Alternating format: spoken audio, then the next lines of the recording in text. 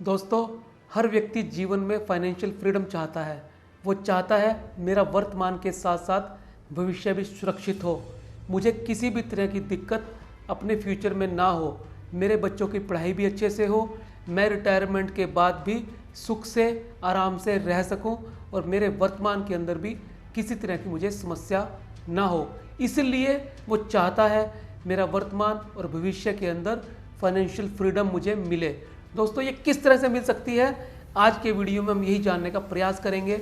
मैं आपको ले चलूँगा 5 स्टेप के एक सफ़र पे जो आपको फाइनेंशियल फ्रीडम देंगे और आपको एक ऐसा जीवन देंगे जो आपका वर्तमान के साथ साथ भविष्य भी सुरक्षित कर देंगे। यदि आप इस वीडियो में मेरे साथ पूरी तरह से बने रहे, मन से बने रहे, तो ये मेरा दावा है कि आपका वर्तमान के साथ साथ भविष्य भी पूरी तरह से सुरक्षित हो जाएगा।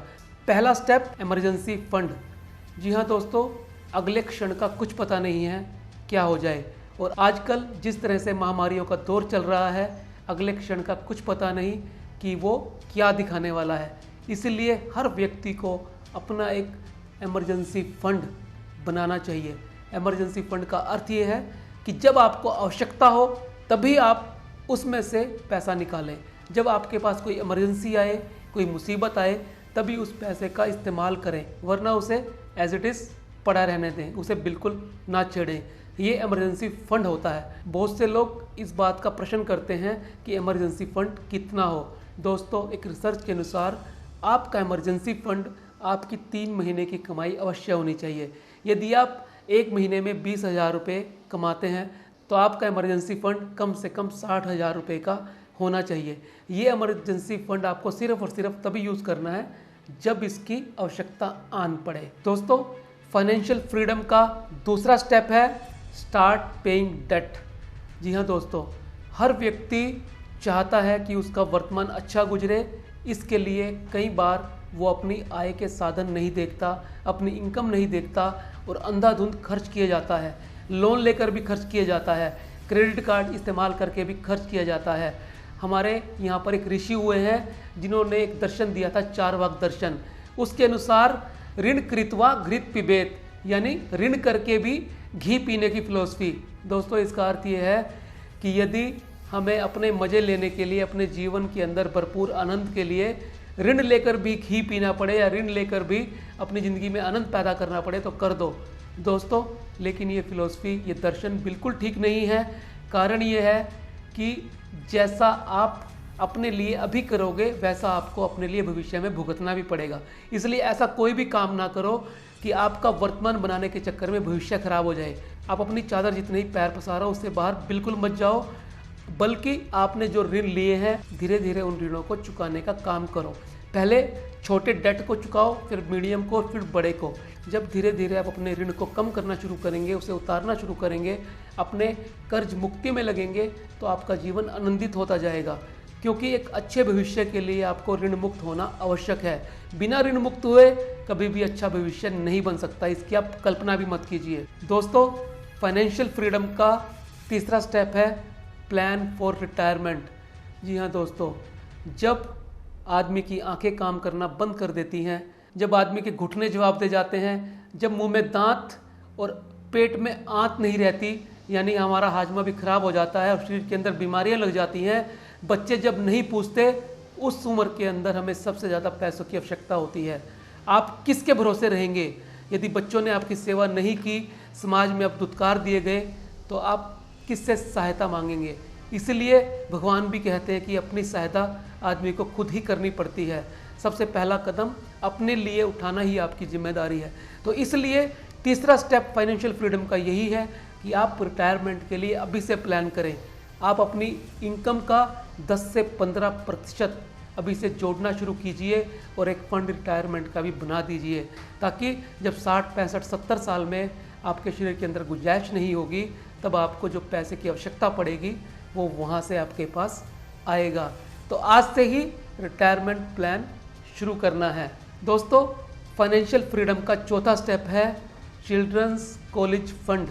जी हाँ दोस्तों, आज की महंगाई के दौर में जब एजुकेशन बहुत ज़्यादा महंगी हो गई है, तब आपको एक फंड बच्चों के भविष्य को सुरक्षित करने के लिए उन्हें अच्छा लालन पोषण के साथ साथ अच्छी पढ़ाई भी देने के लिए एक फ़ंड और बनाना होगा, जिस फंड का नाम होगा चिल्ड्रन एजुकेशन फंड। जी हाँ दोस्तों, यदि आप चाहते हैं आपके बच्चे पढ़े होकर लायक बने, काबिल बने, बड़े अफसर बने या बड़े बिजनेसमैन बने या बड़े पॉलिटिशियन बने, जो भी आप चाहते हैं, तो उसके लिए आपको उनको अच्छी शिक्षा देनी होगी।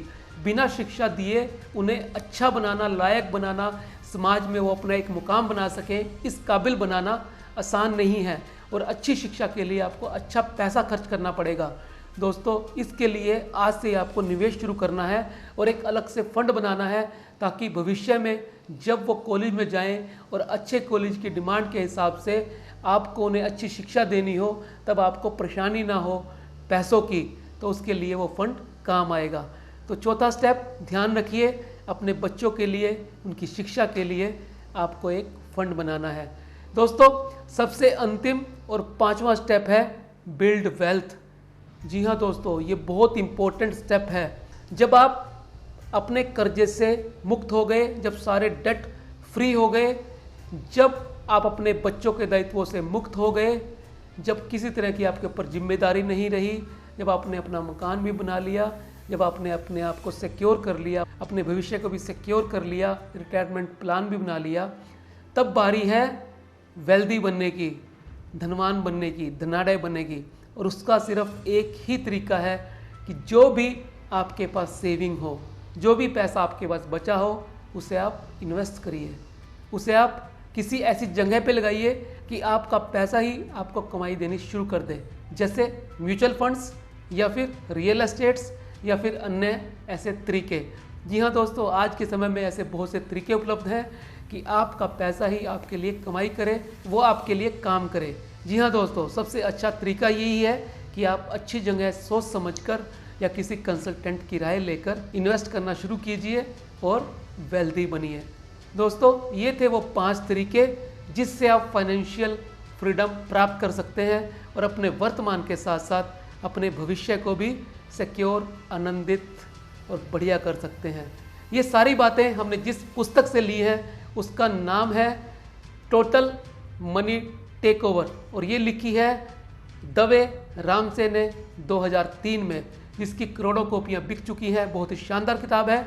यदि आपको ज़्यादा जानकारी लेनी है तो आप इस किताब को पढ़िए और कमेंट बॉक्स में अवश्य लिखिए कि आपको इस पुस्तक की समरी कैसे लगी। मैं उम्मीद करता हूँ ये वीडियो आपको अच्छा लगा होगा। आप इसे लाइक करें, कमेंट करें, शेयर करें और चैनल को सब्सक्राइब अवश्य करें। मिलते हैं अगले वीडियो में फिर एक नए विषय के साथ। तब तक के लिए नमस्कार।